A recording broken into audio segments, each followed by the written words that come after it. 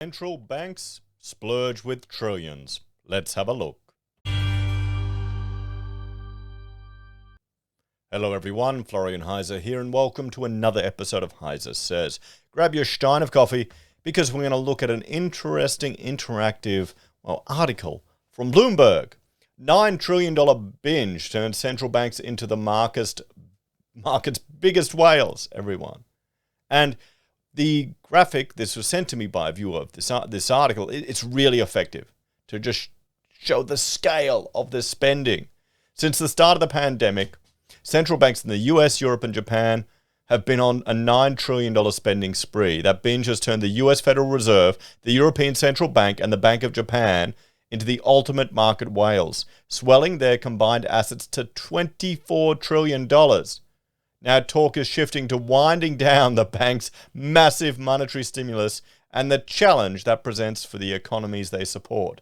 So let's take a look at their asset pool. How's it even going to be possible, everyone? But before we have a look at this article, let's, a word from the sponsor, which is me. Jump onto our Twitch channel, everyone. We have 2 shows a week, Freedom Friday and the HeiseSays show on Monday. On Monday, it's Rachel and I discussing various things. And on Friday, it's a call-in show. This week, we're talking about getting involved into politics. So let's jump and have a look at this article. Now, I've got this here, the interactive bit. So what we can do is we see how many companies it takes to match the central bank's balance sheet. Okay, so what do I need to... What one do you want to start with? Let's start with good old Tesla, everyone's favorite. I've been binge watching. Okay, here's Tesla with a 0.6 trillion market cap. Okay, so we've got a lot more to go to get that 24 trillion. I've been watching this channel, The Skeptic, Sensible Skeptic, and he's just tearing all of Tesla's and Musk's stuff to shreds, to utter shreds. So yes, okay, let's add good old Facebook. There we go. Okay, Facebook 961 billion. Tesla is 600 billion. JP Morgan. Okay, there we go. Another 54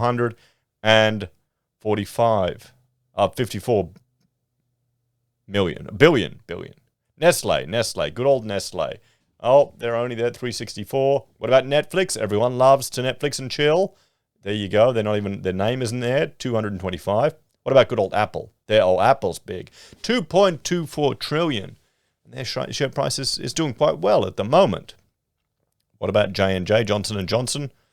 There we are. I have it 430 billion. Good. What about Amazon? Amazon has to be there. Boom. Amazon. 1.77 trillion. Still not quite at that 24 trillion. And these are all companies that do something. You may not like them, but they do something. What do the central banks do?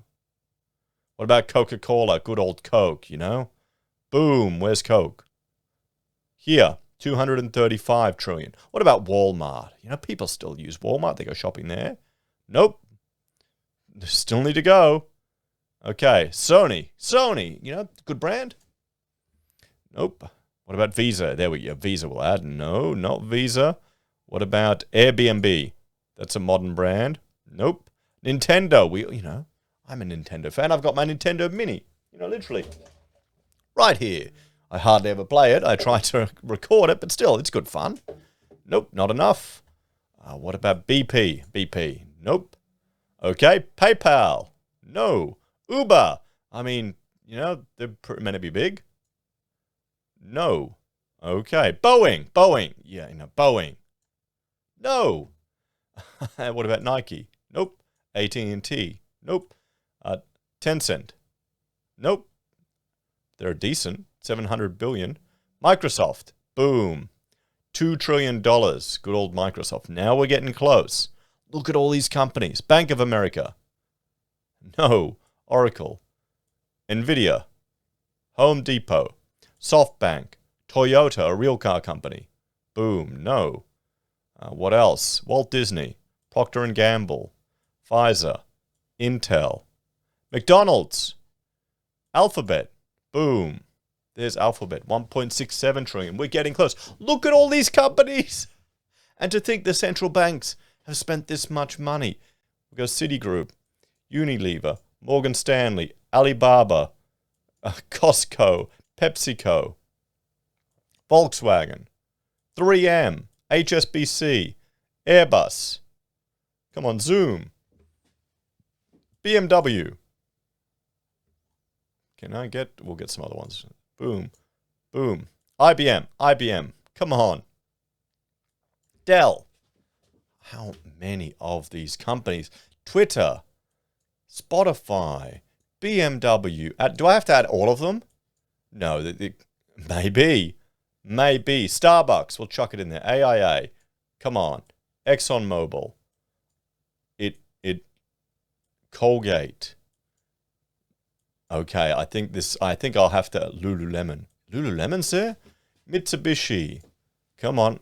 Well, I think we're going to have to add all of these companies. China Mobile. Come on, can I add it? Yep. Come on. We're getting there. Come on. Boom. Oh, come on. What are you doing? You're not working? I'll go fill it for me. Oh, wait. Are we at we're at the 24 trillion? Almost. Hang on. I'll zoom out. Okay, still 0.95 trillion away. Come on, I want this one. Add this one. I'll just start over and we'll fill it up. Oh, it's not working. Wow. Come on.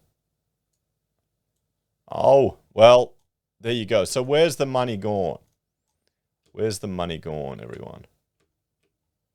So the binge is, yep, we've got that. So where has all these central banks' money gone? They bought a lot of bonds, of course, helping their governments fund stimulus programs. So here we go. Here's the US, Federal Reserve, Japan. Look at that. Mortgage-backed securities, of course. Loans. The Fed bought a higher proportion of mortgage-backed securities than its counterparts, desperate to shore up a sector that caused so much trouble during the GFC in 2008. In fact, it spent enough on these assets to buy more than a million homes in New York. Some Fed officials think that mortgage-backed securities are where spending should slow first. The ECB and BOJ did more with loans, keeping businesses afloat, workers in jobs, and preventing bad debt from piling up at banks. Indeed, the Japanese central bank extended lending would cover the debts of every company that has gone out of business in the country since the autumn of 2003. What do the central banks actually owe? Central banks follow basic accounting rules, just like the rest of us. So all those trillions of dollars in assets have liabilities to match. During the pandemic, a lot of that has ended up as bank deposits, keeping lenders flush with liquidity. Getting that money pumping through the economy will be key to sustaining the recovery as central banks dial back stimulus. Government deposits and currency in circulation have also climbed in Europe and the US. Has the binge really helped the economy or just asset prices? There's the question. Clearly, the global economy would be in worse position now if central banks hadn't jumped in to help avert a financial crisis, and governments wouldn't have been able to fund their health and welfare spending without the help of central banks. But it's also clear that many asset classes such as technology stocks and real estate, and the people who own them, have fared better than the average worker over the past year or so. The Fed has the best data illustrating how the rich got richer and the poor slipped even further behind. What are we having here? More than 60% of the wealth growth in 2020 went to the top 10% of the richest US households, while only 4% went to the bottom 50%. Is there a limit to how long this binge can continue? Well, yeah, the question is, how long can they kick the can down the road, everyone? No one really knows. Some worry inflation will spike because of all of the cash injected into the economy. Others are concerned about the outsized influence of central banks in free markets. Yeah, that's free. Can we even call them free markets, everyone? The Bank of Japan, for instance, owns almost half of all the outstanding Japanese government bonds. Japan has been buying bonds for decades, and its balance sheet is now larger than the economy. That's insane. The Fed and ECB would need to keep buying at their current clip for years to approach that level, suggesting they may not be out of policy room yet. Okay. So, but what about all the social issues that are going on in Japan as well? So what comes next? The Fed's last month said it would begin a discussion about reducing the scale of its purchases, a process known as tapering. Since then, a flurry of Fed officials have spoken publicly about when and how purchases may slow, perhaps in the hope that financial markets will become accustomed to the idea. The Bank of Japan is spending less on exchange-traded funds, but it is pledged to keep buying bonds for as long as needed to revive inflation, which remains a long way below target. The ECB has promised to keep splashing the cash too, wary of criticism it pulled back too early after the last crisis. For now, the trio are still spending hundreds of billions of dollars each month to support the post-pandemic recovery, and while slowing the rate of purchases may be on the horizon, especially for the US, reversing course and actually selling securities remains a distant proposition.